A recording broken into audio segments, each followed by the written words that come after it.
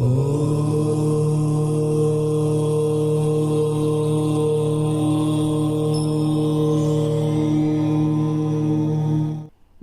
Astro insights with Richa में आप सभी का स्वागत है। मैं हूं ऋचा शुक्ला।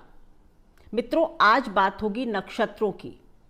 नक्षत्र जो हैं वो एक बहुत ही स्ट्रॉन्ग इंडिकेटर होते हैं किसी भी ग्रह के स्वभाव के, उस व्यक्ति के स्वभाव के, क्योंकि नक्षत्र जो है वो आपका कोर बिहेवियर, आपकी कोर कैरेक्टरिस्टिक्स को दिखा सकते हैं या दिखाते हैं। अगर राशि उसका आउटर सरफेस है या उसकी आउटर पर्सनालिटी है ग्रह की, जिस राशि में वो बैठा है, तो नक्षत्र उसका कोर यानी कि अंदरूनी स्वभाव बता सकता है।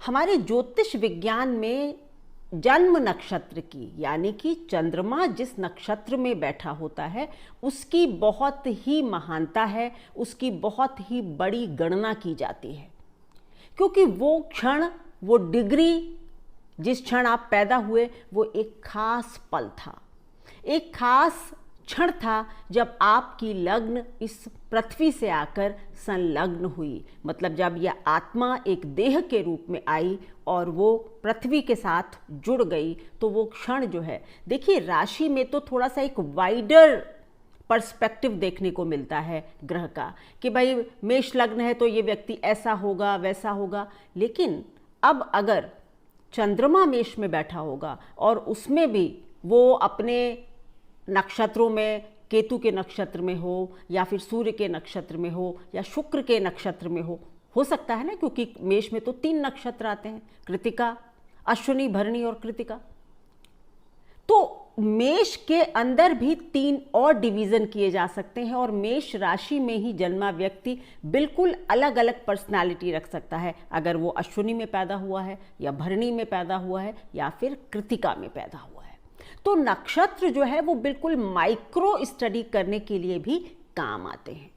जन्म नक्षत्र की इतनी बड़ी विशेषता है कि अगर आप उससे जुड़े कुछ उपाय करते हैं अपने जीवन में, तो आपको सदैव एक सही रास्ता या आपकी गाड़ी जो है ज़िंदगी की, वो सही पटरी पर चलती रहती है। राशि से भी ज़्यादा नक्षत्र के उपाय जो हैं वो कारगर होते हैं या अधिक आपके ऊपर असर करते हैं।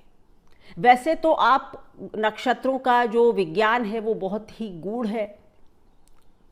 चंद्रमा जिस ग्रह के नक्षत्र में बैठा है, यानी जिस महादशा में आपने जन्म लिया है, वो महादशा लॉर्ड यानी कि चंद्रमा जिस नक्षत्र में बैठा है उसका मालिक, उस नक्षत्र का मालिक आपकी कुंडली में कहाँ बैठा होता है, ये आपकी पूरी जिंदगी का पर्पस बता सकता है।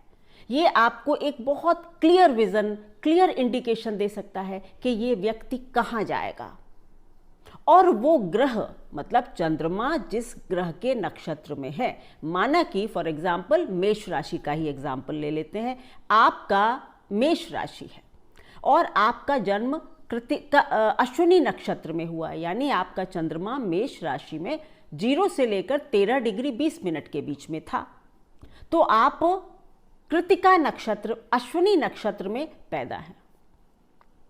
यानी कृतिका जो नक्षत्र, पता नहीं मैं आज कृतिका क्यों बार बार कह रही हूँ, अश्विनी नक्षत्र अगर आपका है तो इसके स्वामी होते हैं केतु। आपको देखना होगा कि आपकी पत्रिका में केतु कहाँ प्लेस्ड है।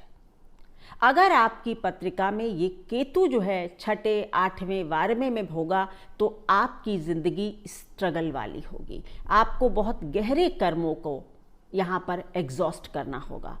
इसी तरह यही केतु अगर केंद्र त्रिकोण में होगा तो आपका पर्पस थोड़ा अच्छा है, पॉजिटिव है, और आप जिस घर में भी केतु होगा वो आपके जीवन की दिशा को दिखा सकता है। नक्षत्रों का इतना बड़ा पूरा एक नक्षत्र विज्ञान अलग ही है, जो कि मैं आज यहाँ पर तो नहीं समझा पाऊँगी। हाँ, ये ज़रूर है कि बहुत जल्दी ही नक्षत्रों के ऊपर एक कोर्स ला रही हूँ। बहुत छोटा 5 या 6 क्लासेस का एक कोर्स होगा जिसमें नक्षत्रों को किस तरह देखा जाना चाहिए, आप किस तरह अपने नक्षत्र को देखकर रेमेडीज कर सकते हैं, नक्षत्र का पूरा विज्ञान क्या है, नक्षत्रों को के बारे में क्या क्या उनकी क्वालिटीज़ होती हैं, सब डिटेल में डिस्कस किया जाएगा। बहुत जल्दी ही ये कोर्स लॉन्च होगा। अगर आप लोगों को अच्छा लगता है, इंटरेस्टिंग लगता है, तो फिर स्क्रीन पर दिए हुए नंबरों पर आप संपर्क करें तो कोर्स के विषय में भी आपको जानकारी मिलेगी। चलिए इसी वीडियो को आगे बढ़ाते हैं। आज मैं इस वीडियो को बहुत गूढ़ या बहुत गंभीर नहीं बनाना चाहती। मैं ये वीडियो हर किसी के लिए बनाना चाहती हूँ। आप ज्योतिष समझते हैं, नहीं समझते हैं, जो भी है, लेकिन आप अपनी पत्रिका से अपना नक्षत्र तो जान सकते हैं। केवल और केवल जन्म नक्षत्र। आप अपनी पत्रिका को कंप्यूटर में डाल दीजिए, कंप्यूटर में देख लीजिए कि चंद्रमा जो है वो किसके नक्षत्र में बैठा हुआ है, वो आपको पता चल जाता है। अगर आप ज्योतिषियों से संपर्क में रहते हैं तो आपको अपना नक्षत्र अवश्य पता होगा। चंद्रमा जिस राशि में है और उसके बाद देखेंगे कि उसका नक्षत्र कौन सा है। जब आप ये जान जाएंगे तो आपके लिए आज का वीडियो बहुत फायदेमंद होगा। देखिए, इस ब्रह्मांड में जितनी भी वनस्पतियां हैं या जो भी चीज़ें हैं, चाहे वो रिश्ते हों, चाहे वो वनस्पतियां हों, चाहे वो जानवर हों, कहीं ना कहीं सब ज्योतिष से कनेक्ट करते हैं। नक्षत्र जो होते हैं, 27 नक्षत्रों में हर नक्षत्र किसी न किसी एक वनस्पति या किसी न किसी एक पेड़ से जुड़ा हुआ है। अगर आपका अपना जन्म नक्षत्र जानते हैं और आप आज जो पेड़ों के नाम बताऊंगी, अगर आप उन पेड़ों को अपने घर में लगाते हैं या आप उन पेड़ों की सेवा करने लगते हैं या उनके फूल आप अपने घर में लगाते हैं, तो आपका जो नक्षत्र है वो एक्टिव होने लगता है। आपको एक उपाय के तौर पर ये बहुत सस्ता और टिकाऊ उपाय आज आपको दे रही हूँ। नक्षत्र और पेड़ क्या जुड़ाव हो सकता है, और ये बहुत सटीक उपाय होते हैं। आप बिना बात मतलब पिलर टू पोस्ट यहाँ से वहाँ घूमते हैं, इतने महंगे महंगी चीज़ें करते हैं, छोटे छोटे उपायों से भी जिंदगी को बदला जा सकता है। सबसे पहले अश्विनी नक्षत्र। अश्विनी नक्षत्र के लिए जो वृक्ष है उसको कहा जाता है पॉइजन नट या फिर कुचला। आप ये गूगल में अगर सर्च करेंगे तो आप पिक्चर के साथ इनको पालेंगे, क्योंकि मैंने पहले जब इनके नाम लिखे तो मैंने एक बार सर्च किया कि क्या आसानी से आप लोगों को ये मिल सकेंगे, तो मिल सकते हैं। अश्विनी जो है इसको पॉइजन नट या फिर कुचला, क्योंकि हिंदी में मैंने जहाँ भी ग्रंथों में पाया उसको कुचला लिखा हुआ पाया और इंग्लिश में पॉइजन नट लिखा हुआ है। तो कुचला जो है वो जो वृक्ष है वो अश्विनी नक्षत्र के लिए अच्छा होता है। अगर आप अश्विनी नक्षत्र में जन्मे हैं, इसको मैं ये नहीं कहूँगी कि इस पेड़ को आप अपने घर में लगाएं। ये आप कहीं भी अगर इसको लगा हुआ देखते हैं तो आप इसमें कभी कभी पानी डाल सकते हैं। आप इसको कहते हैं ना कि आप इस वृक्ष के पास जाकर बैठकर अपने मन की बात कह सकते हैं और आप देखिए कि आपके काम धीरे धीरे करके बनने लगते हैं। बात होगी भरणी नक्षत्र की। भरणी नक्षत्र के लिए जो पेड़ है वो है आंवले का पेड़। अब आप आंवला लगा भी सकते हैं, आंवले का कुछ पत्तियां अपने पास रख सकते हैं, आंवले के पेड़ की सेवा कर सकते हैं, आंवला खा भी सकते हैं। अगर आप भरणी नक्षत्र में पैदा हैं तो आंवले के वृक्ष की सेवा, उसको पानी देना आपके नक्षत्र को सुदृढ़ बनाएगा। अब तीसरा जो नक्षत्र है वो है कृत्तिका। कृत्तिका सूर्य का नक्षत्र है। इसके लिए जो पेड़ है उसको कहते हैं क्लस्टर फिग, इसको गूलर भी कहते हैं हिंदी में। आम भाषा में आप इसको गूलर के नाम से जानते हैं। आपने देखा होगा कि ऐसे छोटे छोटे छोटे छोटे एक साथ गोल गोल लगे होते हैं, गूलर होता है वो, इसीलिए उसको क्लस्टर फिग भी कहते हैं। गूलर का पेड़, उसको उसकी सेवा, उसको पानी देना, ये ज़्यादातर पौधे जो हैं ये सब जंगली पौधे होते हैं। तो आप चाहें तो आप अपने पेड़ में भी आप उसमें भी लगा सकते हैं, आके गमले में भी लगा सकते हैं। नहीं तो जहाँ कहीं भी आपको लगा दिखता है तो आप उसको पानी देने लगें, उसकी सेवा करने लगें उस वृक्ष की। कई बार कहते हैं कि इन जो भी आपका नक्षत्र का पौधा है, अगर उसके आप 3 चक्कर भी लगाते हैं कभी कभी, रोज भी नहीं, तो भी आपका नक्षत्र जो है वो पॉजिटिव होने लगता है, आपके जीवन में पॉजिटिविटी आने लगती है। चौथा नक्षत्र है रोहिणी, और इसके लिए जो वृक्ष होता है वो जामुन का होता है। जामुन का वृक्ष तो काफ़ी कॉमनली फाउंड है, आपको मिल ही जाएगा, कहीं ना कहीं रोड साइड पर बहुत लगे होते हैं। तो आप जामुन के कुछ पत्ते, आप किसी इंपॉर्टेंट काम से जा रहे हैं, आप जामुन के कुछ पत्ते अपनी पॉकेट में, अपने वॉलेट में रखकर चले जाएं, तो आपके लिए बहुत अच्छा होगा। आप प्रदक्षिणा यानी कि इस पेड़ की भी 3 प्रदक्षिणा कर सकते हैं। जब कभी भी मौका मिले आपको तब कर लीजिए। और अगर बहुत ज़्यादा आप ज्योतिष पर विश्वास करते हैं, ज्योतिष से कनेक्टेड रहते हैं, तो जिस दिन रोहिणी नक्षत्र हो उस दिन आप जामुन के पेड़ के 3 चक्कर लगाइए, आपके लिए बहुत अच्छा होगा। मृगशिरा नक्षत्र, मृगशिरा नक्षत्र जो कि हमारा 5वां नक्षत्र है, इसके लिए जो पेड़ होता है उसको कहते हैं कच्छ ट्री और कत्था। इसको खैर भी कहा जाता है, क्योंकि मैंने कहा ना हिंदी में इसको खैर का पौधा लिखा हुआ है शास्त्रों में, तो खैर या कत्था इसको। अब ये मृगशिरा नक्षत्र के लिए जो ये कत्थे का पौधा होता है या पेड़ होता है, इसको आप घर में कभी भी ना लगाएं, ये निश्चित बात है। ना ही इसको आप घर में लाएंगे। जैसे मैंने कहा ना कि जामुन की पत्तियां आप रख सकते हैं, लेकिन खैर को या कत्था जो है उसकी पत्तियां वगैरह आप रखेंगे नहीं। बस उस पौधे को कभी कभी आप पानी दे सकते हैं, घर में नहीं लगाएंगे इसको। ये स्पेशल एक इसकी कंडीशन है। आर्द्रा नक्षत्र राहु का नक्षत्र होता है, और इसके लिए जो पौधा होता है या पेड़ होता है वो है लाल चंदन, अगर वुड भी इसको कहा जाता है। अब आप इसकी ये भी कर सकते हैं कि आप इसकी एक सर्च कीजिए गूगल में, आपको इसका सब विवरण मिल जाएगा, क्योंकि मैं ये वीडियो बनाने से पहले ये सर्च कर चुकी हूँ कि क्या ये चीज़ें ईजिली अवेलेबल हैं। अगर नहीं है तो बताने का कोई फ़ायदा नहीं। तो अगर आप देखेंगे कि अगर वुड या लाल चंदन, इसकी आप एक लकड़ी लाकर अपने घर में रख सकते हैं, तो ये आपके लिए बहुत अच्छा उपाय साबित हो सकता है। महंगे रत्नों से कहीं अच्छे उपाय ये हो सकते हैं छोटे छोटे। पुनर्वसु नक्षत्र, पुनर्वसु के लिए बैम्बू ट्री, बैम्बू आजकल आप देखते हैं शोपीस के रूप में भी बहुत दिखाई पड़ रहे हैं, तो आप वो भी अपने घर में लाकर रख सकते हैं अगर आपका पुनर्वसु नक्षत्र है। उसका पानी बदलिए, उसको एक अपने घर के सेंटर प्लेस में, अपने वर्क टेबल पर रखिए, आपके लिए काम जो है वो आसान होने लगेगा। पुनर्वसु नक्षत्र, बैम्बू ट्री। पुष्य नक्षत्र, नक्षत्र है शनि का, और इसके लिए जो पेड़ होगा वो होगा पीपल का। आपका अगर पुष्य नक्षत्र है तो आप पीपल के पेड़ की सेवा करें, पीपल के पेड़ को पानी दें, पीपल के पेड़ के नीचे जाकर भी कभी कभी बैठ सकते हैं, उसकी भी प्रदक्षिणा कर सकते हैं।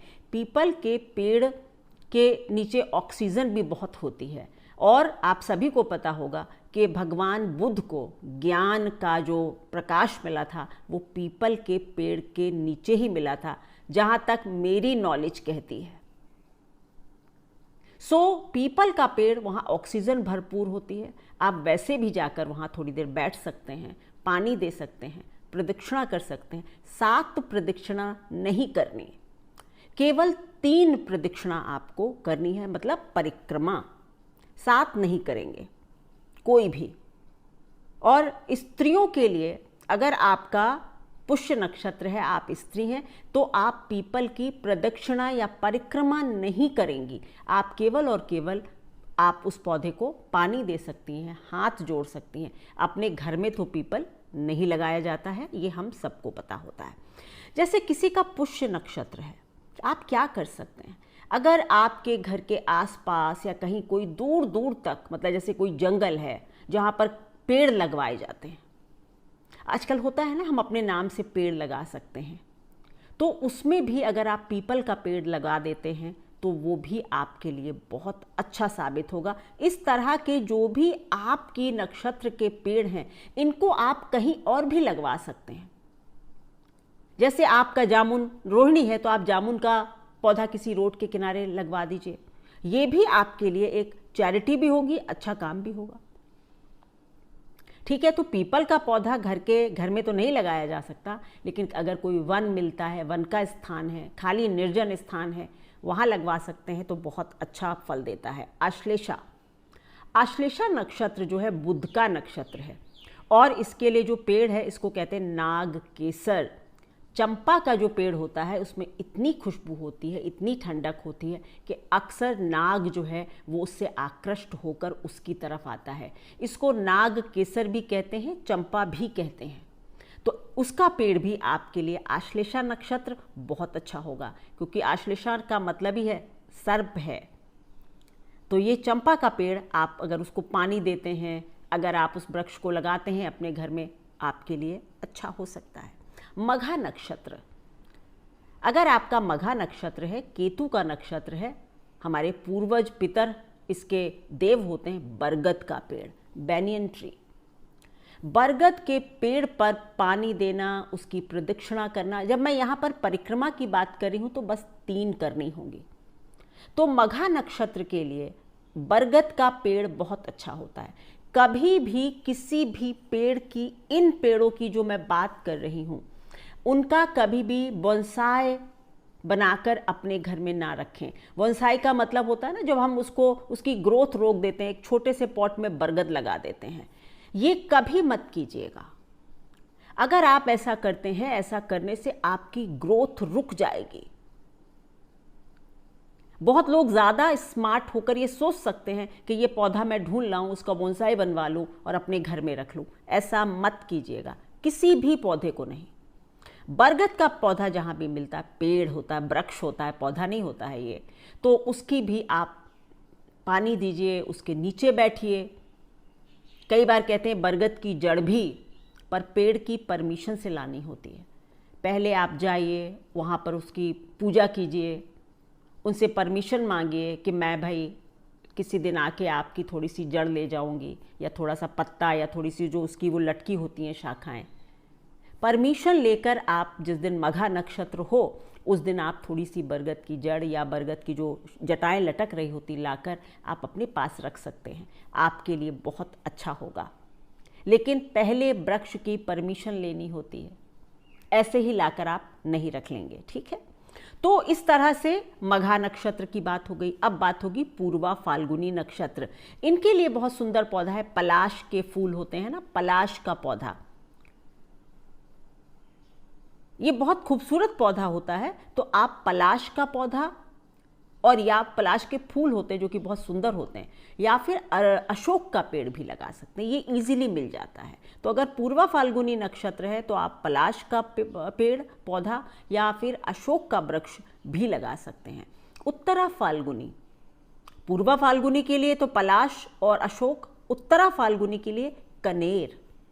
कनेर का जो पौधा होता है, लंबी सी पत्तियाँ होती है, पतली सी, और एक बहुत सुंदर फूल आता है। तो उत्तरा फाल्गुनी अगर आपका नक्षत्र है तो कनेर, इसको शायद इंग्लिश में रोज लॉरेल भी कहते हैं, तो आप देख लीजिएगा, बट बहुत कॉमनली फाउंड है। कनेर का पौधा आप लगाइए अगर आपका उत्तरा फाल्गुनी नक्षत्र है। आप किसी इंपॉर्टेंट काम से जा रहे हैं, आप इस कनेर की 2-3 पत्तियां तोड़कर अपने वॉलेट में रख लीजिए, देखिए करके।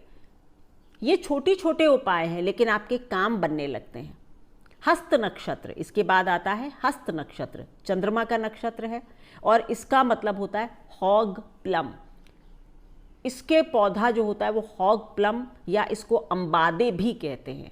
अम्बादे का मतलब आम की ही एक फॉर्म है, आई थिंक महाराष्ट्र वगैरह में ही ये ज़्यादा मिलता है। बहुत खट्टा होता है इसका फल, और ये जो है ये आप अपने घर मिल जाए तो घर लगाइए, नहीं तो अगर कभी कहीं पा लेते हैं तो उस पर जल देना, उसकी परिक्रमा करना आपके लिए अच्छा होगा। चित्रा नक्षत्र अगर आपका है तो बेल का पौधा, जो शिव जी पर चढ़ाए जाते हैं ना, बेल पत्र, विल्व, तो बेल का जो वृक्ष है वो आपके लिए बहुत अच्छा है। आप तो शिवलिंग पर भी बेल पत्र चढ़ा सकते हैं, अपने पास भी रख सकते हैं बेल पत्र। बेल के पेड़ पर जाकर आप जल वगैरह भी चढ़ा सकते हैं चित्रा नक्षत्र वालों के लिए। स्वाति, स्वाति जो है ये क्वींस फ्लावर कहा जाता है। एक गुलाबी से रंग का बहुत सुंदर सा फूल होता है और उस पौधे का जो नाम होता है उसको सावनी भी कहते हैं। कॉमन लैंग्वेज में मैंने इसको सावनी का पौधा भी सुना है। पिंक से कलर के फूल होते हैं, ये भी आप अपने घर में लगा सकते हैं अगर आपका स्वाति नक्षत्र है। ये राहु का नक्षत्र होता है।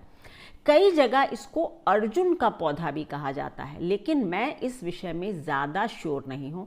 मुझे सावनी का पौधा ज़्यादा इसमें सटीक लगता है, तो आप स्वाति नक्षत्र वाले ये कर सकते हैं। बात होगी विशाखा नक्षत्र की।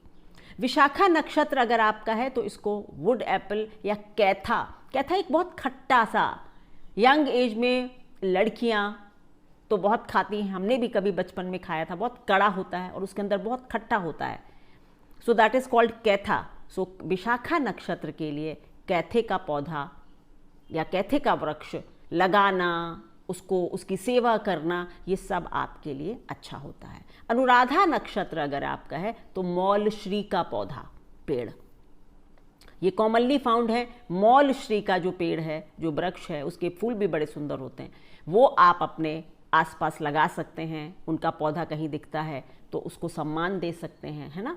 इस तरह से अनुराधा नक्षत्र। ज्येष्ठा नक्षत्र के लिए होता है रेड सिल्क कॉटन, कपास भी कह सकते हैं। अगर कहीं ना मिले तो सिंपल कपास हो सकता है, नहीं तो सेवल की जो रुई होती है ना, लाल से फूल आते हैं पहले, तभी इसको रेड सिल्क कॉटन कहते हैं। सेमल की रुई जो होती है, तो सेमल का पौधा, ये दिल्ली वगैरह में तो बहुत लगे हुए हैं रोड साइड पर, तो सेमल का पौधा अगर आप लगाते हैं तो आपके लिए बहुत अच्छा रहता है। मूल नक्षत्र अगर आपका है तो ब्लैक डेमर बोलते हैं इसको, लेकिन इसको कॉमन लैंग्वेज में धूप का पौधा कहते हैं। मतलब ये सदाबहार सा पौधा होता है, धूप में भी खिला रहता है, तो इसको धूप का पौधा भी कहते हैं। एक सदाबहार जैसा ही, या सदाबहार भी आप कह सकते हैं अगर कुछ और ना मिले तो। हरा और पीले सी पत्तियां होती हैं, काफ़ी धूप में भी खड़ा रह सकता है, तो ये आप मूल नक्षत्र वाले लगा सकते हैं। पूर्वाषाढ़ा अगर आपका नक्षत्र है तो इसको रैटन केन बोलते हैं, आप इसको रतन केन भी यहाँ बोल सकते हैं। ये एक तरह का बैम्बू है, बांस है, और इसका पौधा तो शायद पाना बहुत मुश्किल होगा, लेकिन आप रेटन केन से बने हुए फर्नीचर अपने घर में रख सकते हैं। महंगे आते हैं, तो अगर आप चाहे तो छोटा सा कोई एक पैन बॉक्स या कुछ भी, तो रेटन केन भी आप अपने घर में रख सकते हैं। पूर्वाषाढ़ा वाले लोग। उत्तराषाढ़ा वाले लोगों के लिए कटहल का पेड़, जैक फ्रूट, ये आपके नक्षत्र का पौधा है। जहां कहीं भी मिले उससे जुड़िए, तो ये आपके लिए एक अच्छी बात हो सकती है। श्रवण नक्षत्र, श्रवण नक्षत्र अगर आपका है तो इसको कहते हैं मिल्क वीड, या रबर का पौधा भी कहा जा सकता है, जिससे कि लेटेक्स या कुछ एक चिपकना सा पदार्थ गिरता है। मिल्क वीड कहते हैं इसको, सर्च कीजिएगा आपको मिलेगा, तो आप इसको कहीं लगवा सकते हैं। ये भी आप अगर काम करते हैं तो भी आपके लिए अच्छा है। धनिष्ठा नक्षत्र है, इसके लिए शमी का पौधा, शमी का वृक्ष तो आप सब जानते हैं, बहुत आसानी से मिलता है, तो शमी के वृक्ष की सेवा करना, शमी के वृक्ष की कुछ पत्तियां अपने पास रख लेना, ये सब आपके लिए अच्छा होगा। शतभिषा नक्षत्र, शतभिषा नक्षत्र के लिए कदम्ब का पौधा है। कदम्ब का पौधा सब लोग कृष्ण जी से जरूर जोड़ेंगे इसको, क्योंकि कहते हैं कि कदम्ब की छांव में कृष्ण जी जो हैं वो खड़े होते थे। कदम्ब का पौधा, तो इसको आप शतभिषा नक्षत्र वालों, इसकी कदम्ब के पेड़ की कुछ पत्तियां, उसको पानी देना, जैसे बार बार रिपीटेशन हो जाएगा तो आपके लिए कदम्ब का पेड़ बहुत भाग्यशाली, सौभाग्यशाली पौधा है। पूर्वा भाद्रपद अगर आपका नक्षत्र है, बृहस्पति का नक्षत्र है, मैंगो ट्री, आम का पेड़, आम की पत्तियां, आपको अपने घर परिवार में कभी कोई काम हो तो आप मैंगो की पत्तियां ज़रूर यूज़ करें, वैसे भी शुभ काम में यूज़ होती हैं। आप भी अपने साथ कर सकते हैं, मैंगो का पेड़ लगा सकते हैं, उसकी कुछ पत्तियां अच्छे काम करने के लिए जा रहे हैं, अपने साथ ले जाइए। पूर्वा भाद्रपद के लिए। उत्तरा भाद्रपद शनि का नक्षत्र है और वृक्ष है नीम का। नीम का पौधा तो आम जगह पाया जाता है, सबको इसकी मेडिसिनल प्रॉपर्टीज़ भी पता है, तो आप भी इसका फ़ायदा उठा सकते हैं, उत्तरा भाद्रपद वाले लोग। रेवती नक्षत्र, last but not the least, उसको महुआ का पौधा भी बोलते हैं इनके लिए, और इंडियन बटर भी बोलते हैं। इंडियन बटर, इसको ये पहाड़ों पर पाया जाता है, मतलब उत्तराखंड वगैरह में, और इसको च्यूरा भी कहा जाता है, च्यूरा का पेड़ भी कहा जाता है, और इसको पहाड़ों में पहाड़ों का कल्प वृक्ष भी कहा जाता है, और उससे एक बटर जैसा पदार्थ भी गिरता है। तो ये इंडियन बटर या महुआ का जो वृक्ष है वो आप रेवती वालों के लिए अच्छा रहता है। देखिए, ये जो इनमें से कुछ पौधों को अगर हम करें, मतलब वैसे तो सारे मिल जाते हैं आपको, जैसे ये जो रेटन केन है या ब्लैक डेमर भी मिल जाता है, इसको धूप का पौधा, सदाबहार भी आप कह सकते हैं। ये सारे ही बहुत आसानी से मिल जाते हैं। आप अपने आसपास इन पेड़ों को लगाइए और देखिए कि किस तरह से आपके जीवन की दिशा सही होती है। आपके जीवन की कई परेशानियां सिर्फ छोटे छोटे उपाय करने से दूर हो जाएंगी। वैसे मैं उपाय बहुत कम बताती हूँ, और मैं हमेशा कहती हूँ कि भगवान से जुड़िए, सुप्रीम पावर से अपनी अर्जी लगाइए, लेकिन ये काम ऐसे हैं कि छोटे छोटे काम अगर हमारे नक्षत्रों को एक्टिवेट कर सकते हैं तो क्यों ना कर लिया जाए। आप लोगों को अगर मेरे वीडियोस अच्छे लगते हैं तो प्लीज़ लाइक करें, शेयर करें, सब्सक्राइब करें, आपका अपना चैनल है। Thank you so much. और अगर ज्योतिष पढ़ना चाहते हैं तो दिए गए नंबरों पर संपर्क करें। धन्यवाद।